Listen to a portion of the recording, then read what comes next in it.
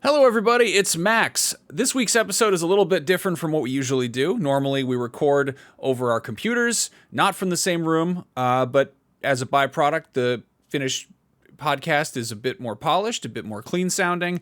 This was recorded on a field recorder on a little picnic table outside of a restaurant in Düsseldorf, Germany, where Brian and I were on our day off after doing Gamescom in Cologne, which is not where we usually are.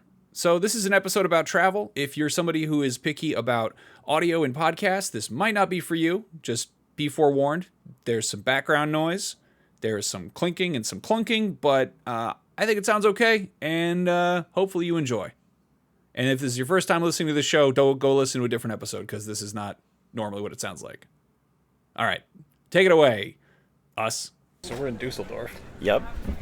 We've actually only been here for like 30 minutes, so we can't really say if Düsseldorf rules yet, but it rules that we just woke up this morning and we're like, hey, when we get out of work, let's get on the train from Cologne, Germany, from Gamescom, the biggest video game convention in the world, and go to a city we've never been to. Yeah. And now we're sitting at a restaurant, and the beers are about to show up.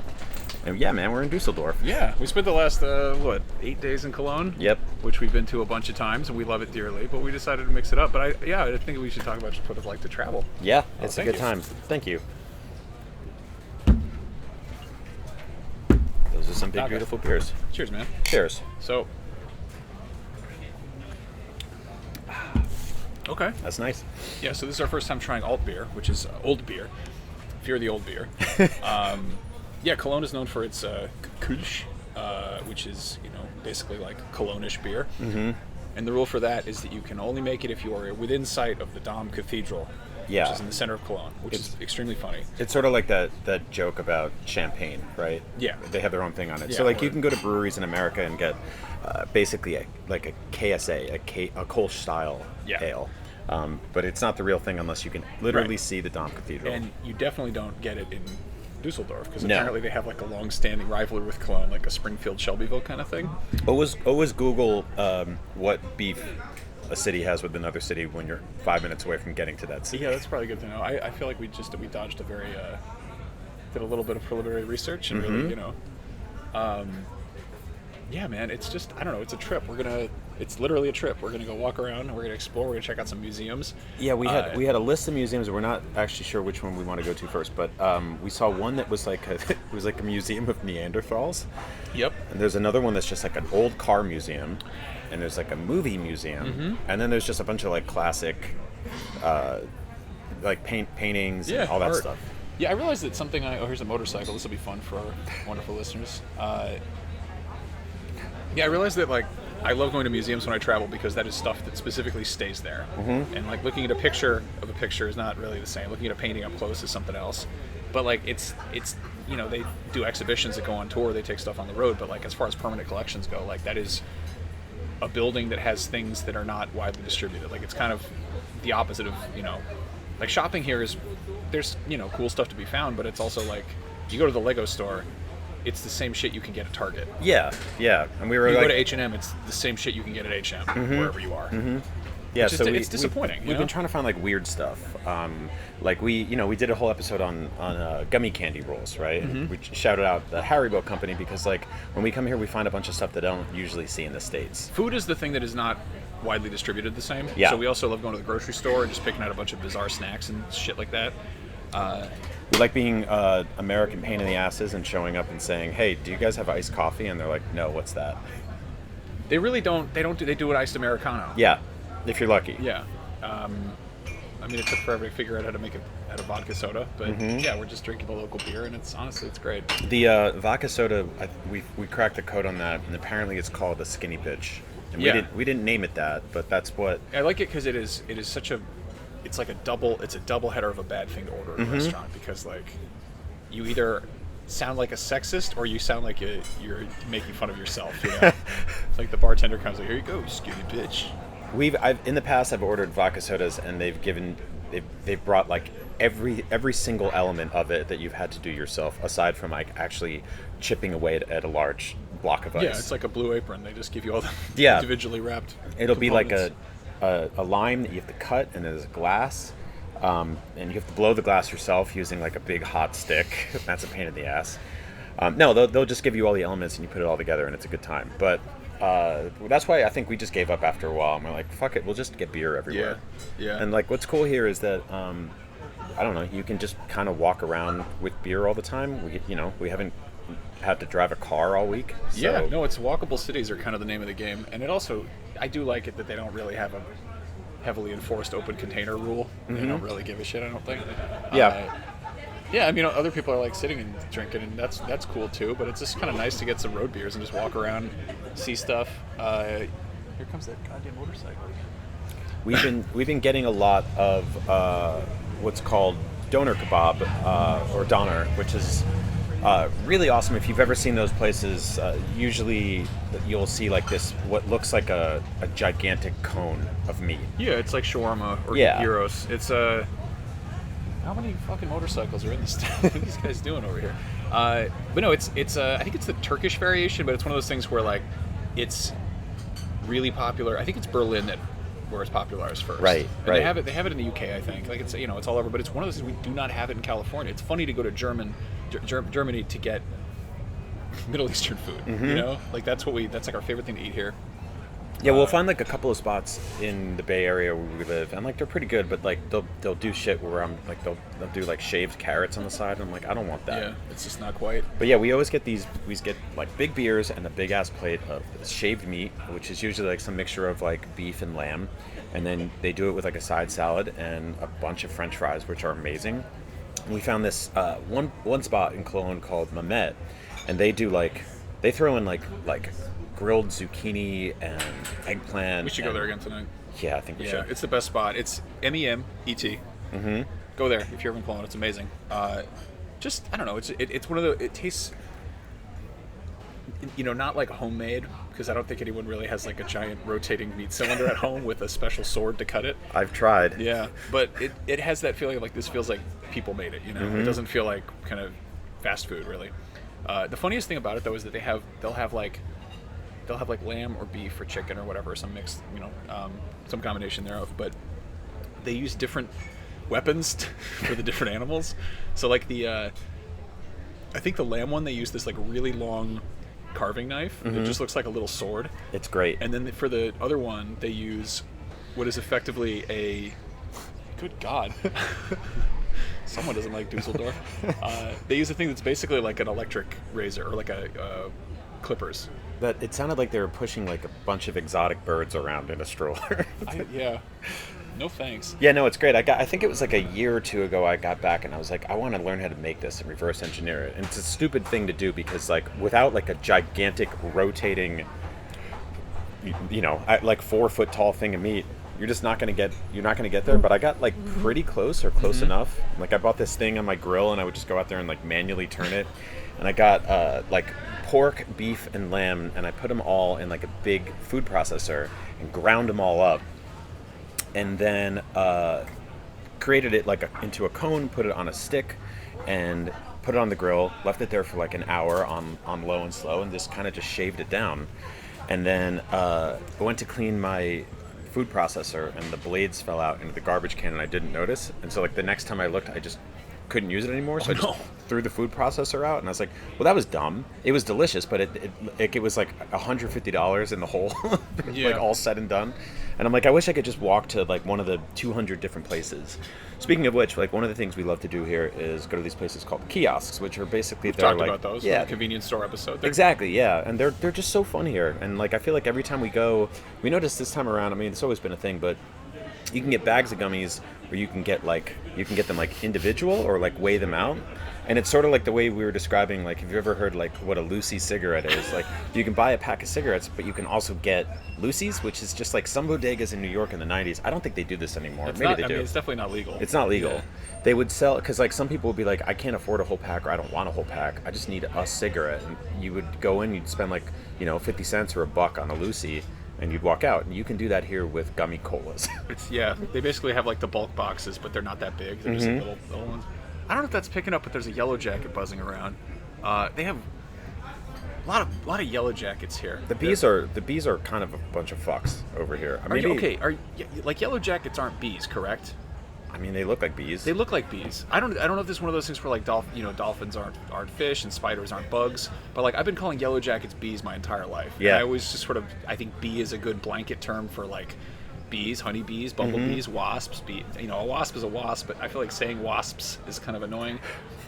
Yellow jacket's too long-winded. Bee is just a fucking letter. It's easy to say bees. Like, it's good that bee is a short word because it's a thing you say frantically. Yes, you're Bees. supposed to alert somebody. So, if you don't want to be like, oh, there's, and then just say like the actual like genus name of it or whatever. You want to just go, bee. There's a bee on your shoulder. Oryctalicus cuniculus. No, like that's.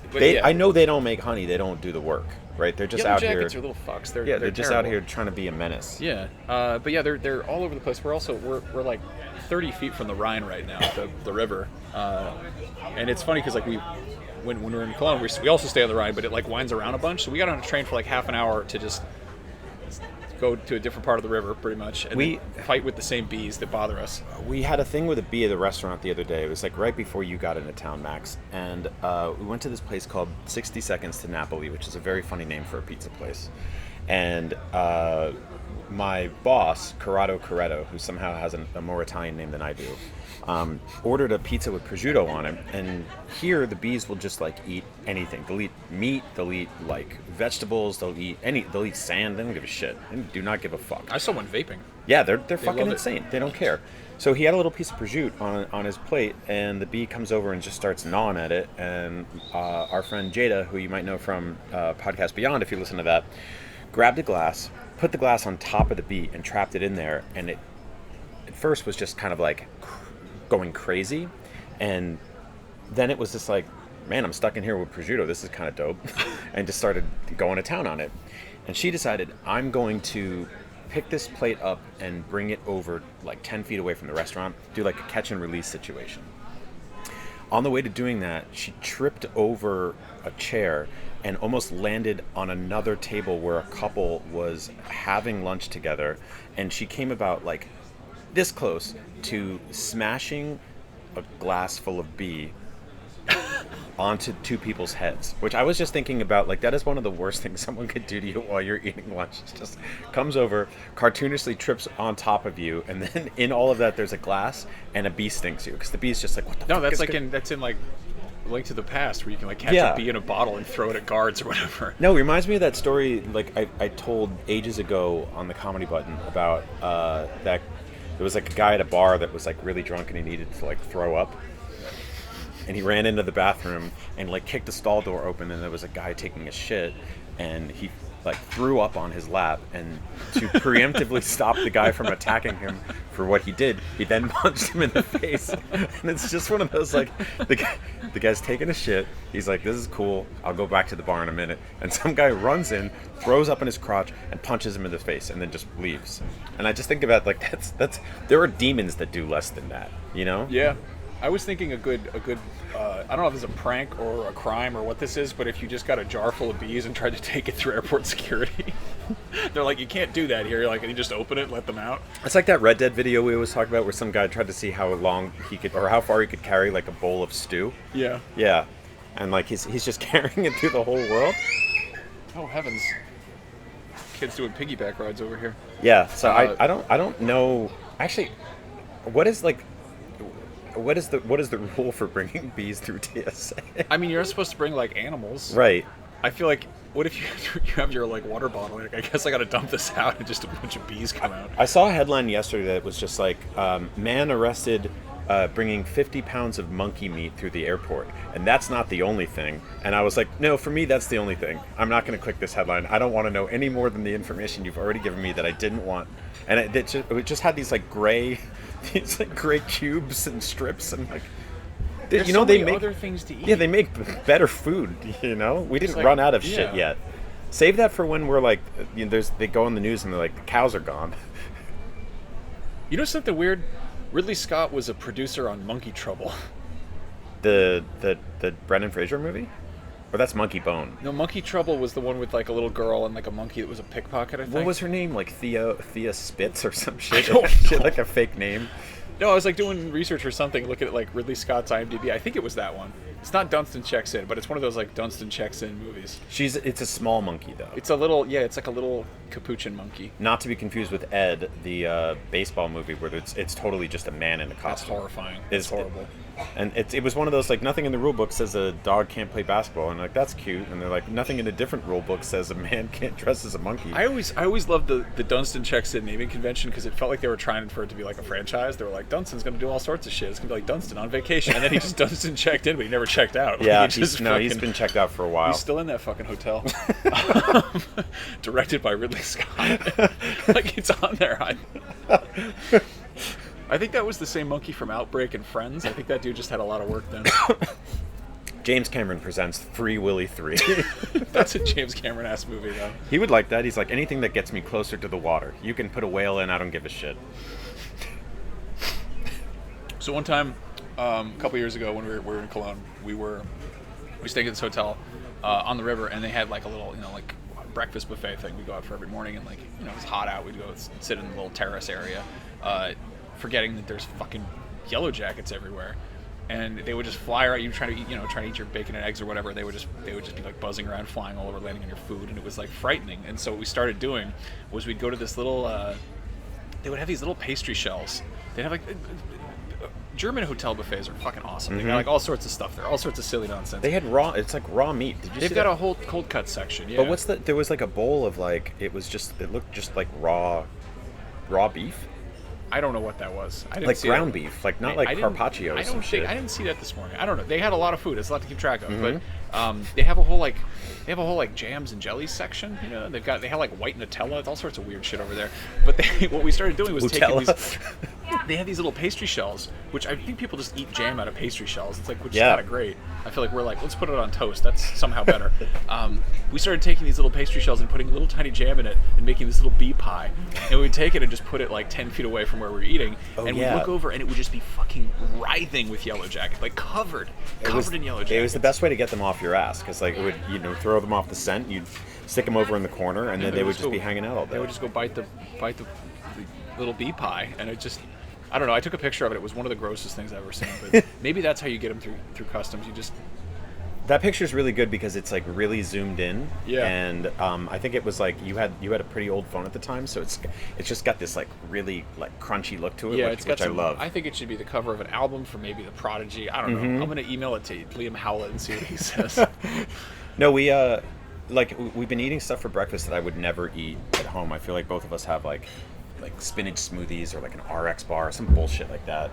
And here I'm like, well, I'm in Germany and I'm gonna get eggs, sausage, bacon, meatballs, a chocolate croissant, more eggs, 50 pounds of monkey meat, just a bowl of granola. Yeah, no, it's fucking weird. But I think that's the jet lag though. We're pretty much over jet lag at this point, and now we're just sort of tired and weird. But yeah, when you first get here, I always find that like. Everyone talks about the sleep side of that, where like you're sleeping at weird hours, but your whole body is just on a different timetable. So I will wake up in the morning, and it'll be basically late night, back in California time. Yeah. So I'll wake up, and I'll be like, I'm fucking hungry. I skipped dinner.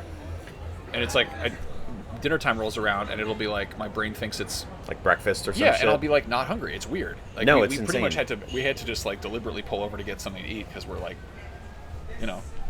we've been walking around all day, but like we had like a huge breakfast, and then we're just like not hungry for the rest of the day. It's like weird snake logic. They do a thing here. So they had they were bringing food to our booth at Gamescom, and so we have like we do like a huge live show out of Gamescom. We're official partners with them every single year. IGN and Gamescom team up. We do this like awesome studio show. We interview game devs, like. And it's a good time, and they bring food in, and in the morning they bring in like these open-faced sandwiches, it's just very fun. It's just like a half of a sandwich bread, and then just put like meat and like a little pickle, a little gherkin on there, and there's like a toothpick through it. Or they'll just be like, you know what you guys are having for breakfast? It's 20 baseball stadium pretzels. Yeah. And you're like, sure, yeah, I get it. Yeah, And this morning, like I had breakfast with you, and I was just sitting in our studio, and one of my coworkers came up to ask what I had going on for the day, and he was just eating a huge pretzel, and I was like, that looks like a good idea. And it's gonna be at least a year before I can have a pretzel for breakfast. I guess I could do it at home, just get a box of those like super pretzels and just like see. It doesn't even occur to me to eat pretzels. Like pretzels are. Why would it occur to you? It doesn't make any sense. It doesn't make any sense. It's a bizarre. Like here, I think there's a context for pretzels that I don't understand. Yeah.